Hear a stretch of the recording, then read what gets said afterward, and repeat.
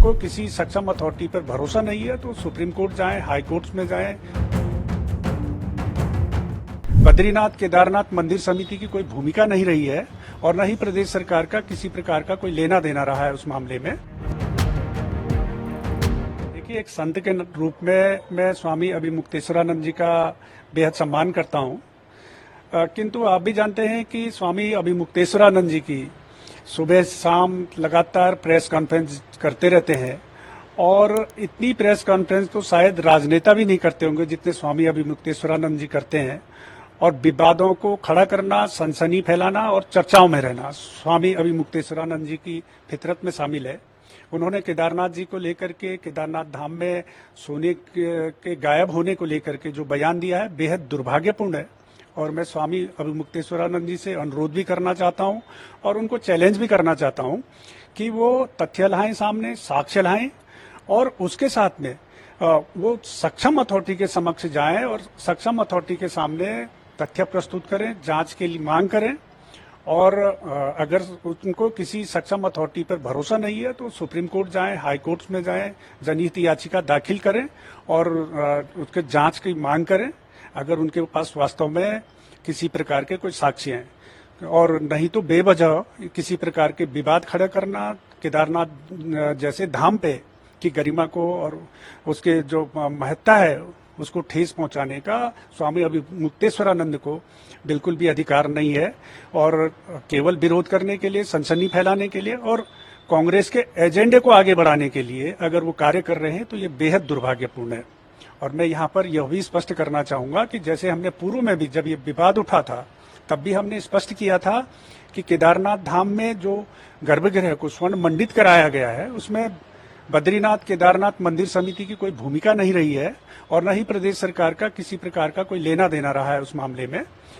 गर्भगृह को स्वर्ण मंडित कराने का जो कार्य किया गया है वो मुंबई के एक दानी दाता हैं, उनके द्वारा किया गया और उन्होंने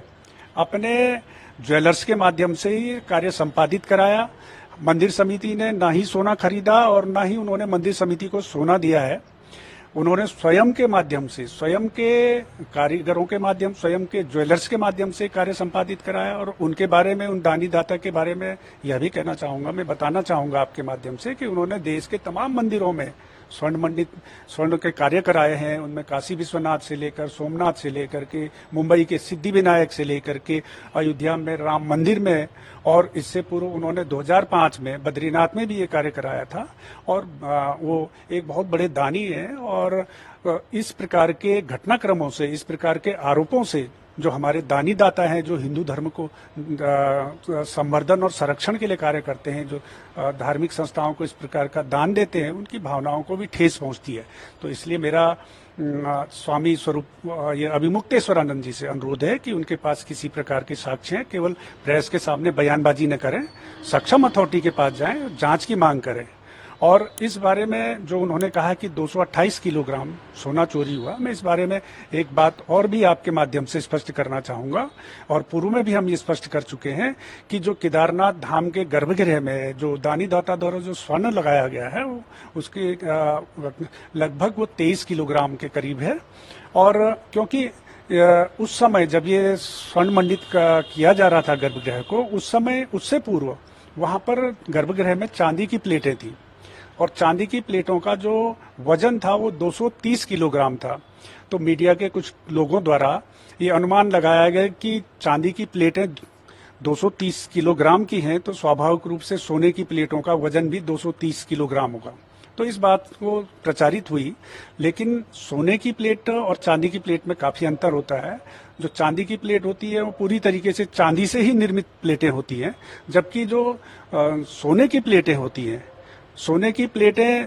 कॉपर की प्लेट पे उन पर वर्क चढ़ाया जाता है, सोने का लेयर चढ़ाई जाती है उन पर और वो उस तरीके से सोने को मतलब शुद्ध रूप से केवल सोने की प्लेट नहीं होती है, वो कॉपर पे सपोर्टिंग